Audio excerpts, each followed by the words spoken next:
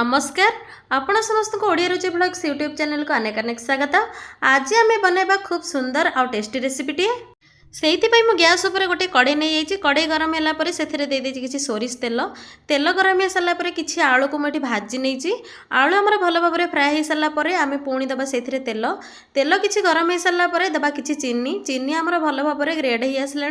एवं आम किसी गोटा मसला और पियाज को देदेबा पियाज को गोल्डन ब्राउन कलर है जाए आम भाजवा से देदेबा अल्प टिके लुण तापर देदेबा अदा और रसुण जीरार पेस्ट को बाटी रखी ताकू देदेबा आउ अदा रसुण कंचा स्मेल जावा पर्यंत आम या कषिबा तापर से देदेबा किछि कटा टमाटो एवं मसला को भल भाव टिके कषि नबा। एबे से देदेबा स्वाद अनुसार लुण गोटे चामच हल्दी गुंड गोटे चामच लंका गुंड गोटे चामच चिकेन मसला गोटे चामच धनिया गुंड आउ गोटे चामच जीरा गुंड। तो ये सब को आम टे भल भाव फास्ट कषि नबा आवश्यक अनुसार पानी दे मसला को भल भाव कषि नबा। तो किछि समय पर मसलार आमर तेल छाड़ी आसला आमर मसला ही भल भाव कषि आसला।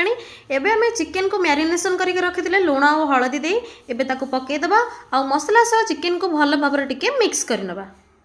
तो किछि समय मसला कषि सारा पर आम आलू को फ्राए कर रखी एबे ताकू देदेबा आउ चिकेन आलू मसला को भल भाव टिके कषि नबा।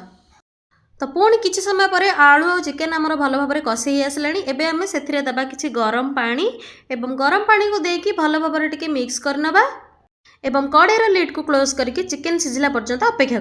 तो बर्तमान ये किछि समय हो जाइए आमर आज चिकेन मसला पूरा ये रेडी हो जाइए।